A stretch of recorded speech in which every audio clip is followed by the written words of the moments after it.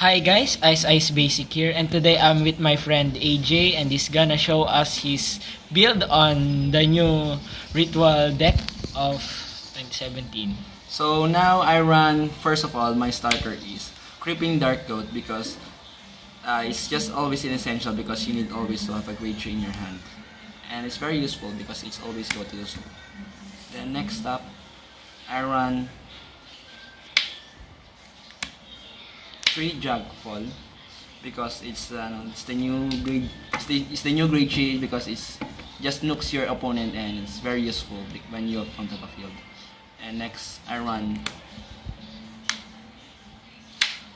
three of boats because they're always in a different situations. When you have no field, then you can always use this, so you don't need to retire and superior call. And when your opponent doesn't retire, then you can use Dragheart, so it's very easy to fill your field. I run 3x3 because I needed to have many space for my grade ones. Then I run 3 Dagda. Others run Gonan, but I want Dagda because my deck is based on multiple attack power. So when I use this card, I can always attack for at least 4 to 5 times in one turn. And when I combine it with Drag Abyss, this card is really painful. Then I run 4 Slaptails. I run 4 because this is the new Grosne of Lugar. This is the new Grosne. And this unit can be grade 1 both in deck and drop. So this unit is really useful. And as well as when I call a grade 1 unit, I can get +3 for every time I called, and the called unit also gets +3. So this really is a great card. Like Grosne and Morfessa. Next, the common sense in this deck, rerun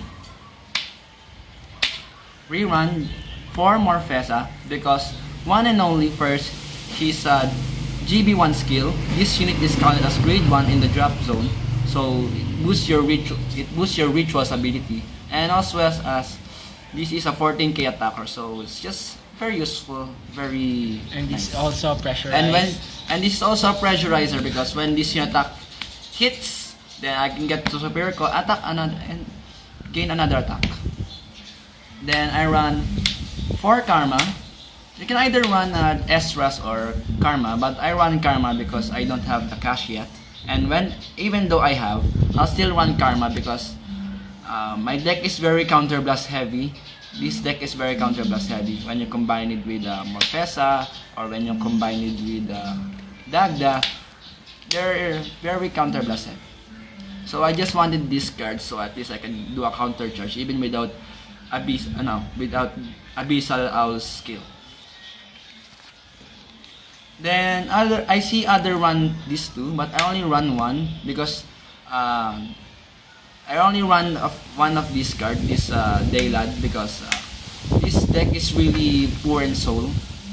Like I said, you need soul for this deck because when you stride Drag Abyss or when you stride Ogma, you always need soul. So that I just only run one. Then I run 2 of this card. This is my soul generator. This unit gives me soul because when I get to retire one unit, I get to put that into my soul. So this is very nice when you need a soul. And also as this unit gets +3. So when I combine it with this card, this one column is equivalent of 24k. Next, I run Tunis. I run Tunis because when in the early game, I'm very poor. This deck is very poor in hand, so I can do multiple attacks, but my hand card is very poor. So I run this so I can counter that because when I call this in the stop lane and gets to attack, I get to retire this and then draw 2. So this unit is very nice in the early game. And I run others run set, but I only run 3 of this card. because in my play, when I play this deck, I don't really get to use this a lot because I always turn into a beast. I don't need counter count. I cannot retire this very much, so I run only 3 of these, and this is also a searcher. But I always use my starters, so I always get my great chain in my hand. And lastly, 4 of this girl. 4 of Fumach. I run 4 of these because this is, first of all, this is really a great card. When in your turn, this unit gets resist, so even with other cards that can lock or retire this unit, they cannot retire this. They cannot pick this because it has a resist. And as well as this unit gets plus 7k, so when this unit attacks, it's 14k, and combined with the Karba, it gets 24k, 1 column only. And as well as in the early game, you can rest one unit with ritual ability, rest 1 unit with ritual ability, then discard this girl, then draw. Now at least we'll always have, this will be my ritual generator. Then for the trigger lineup, I run 6 quits.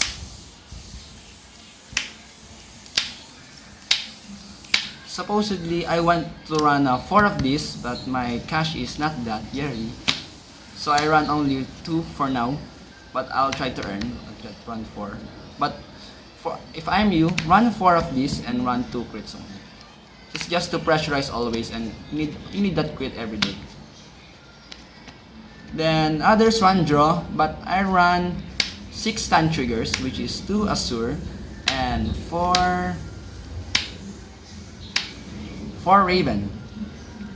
They're both really useful because when you have 4 Burial Owl, when you have 4 of these and 2 of these inside in your deck, and when in the late game, your deck is very filtered, so you can always rely on a trigger.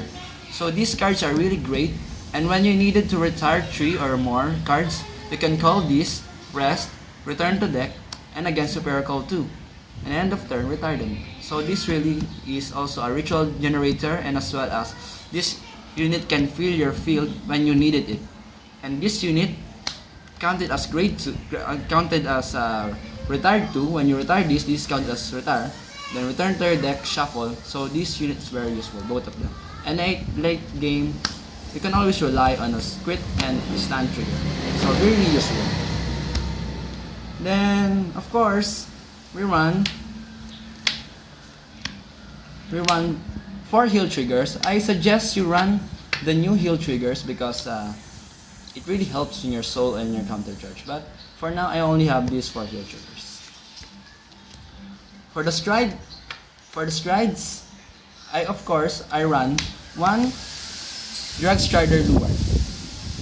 Other runs 2, but I only run 1 because you only use this card for finishing only.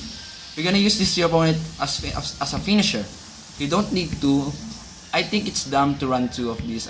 You just need to run 1 because this is just a finisher.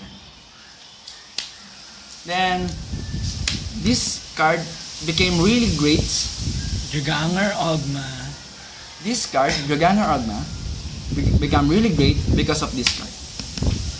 When your opponent has for example, your opponent has two rear guards, then I just stride this.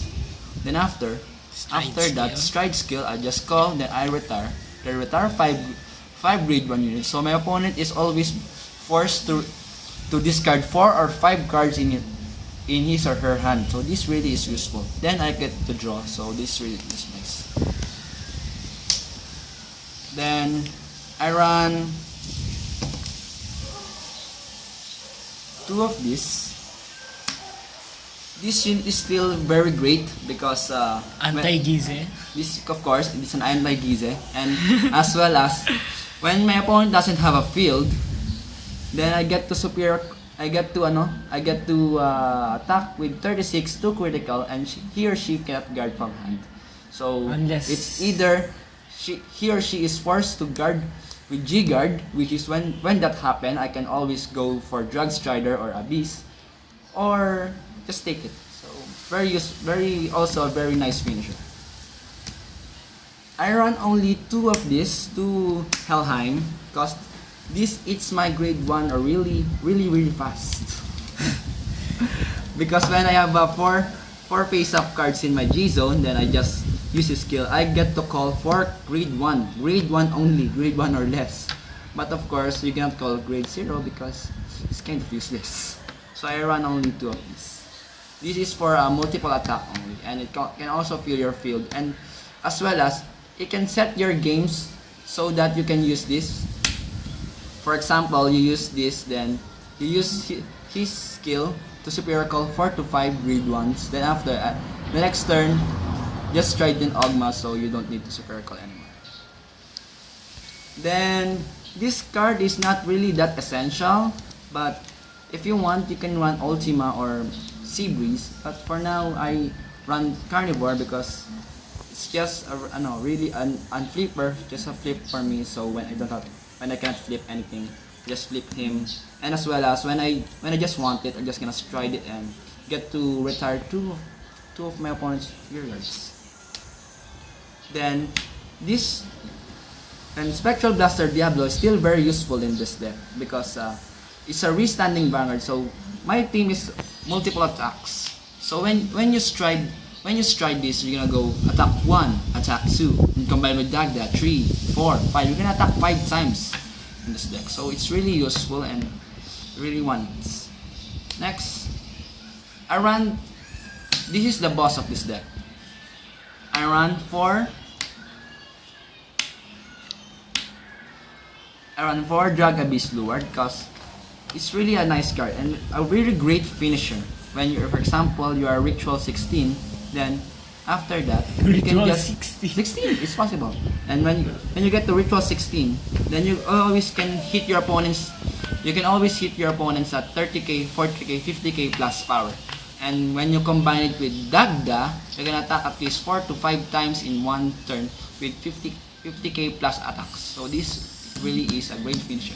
And as well as this also is a great starter stride, great starting stride because when you stride this and combine it with fall, you can just retire 2 in one turn, and as well as you can fill your field. So it's really nice. For my G guards, I run 2 Plotmaker. If you want to run a Brawl match, then you can just swap 1 of Plotmaker, but I only run 2 for now because it's an easy 25k shield. It's very useful. Then the last thing, I run 2 of these, 2 of a Dark Veil Dragon because this is the new Colburn of the Shadow Paladin. It's really useful, and when your opponent has slow hand, then you just have a lot of grade 1s in your drop zone, then you can just guard easily. You just guard this, Soul Blast, then count 10. Yeah. Thank you, AJ. So now, guys, you can. I hope you guys enjoyed the video, and don't forget to like and subscribe. See you later.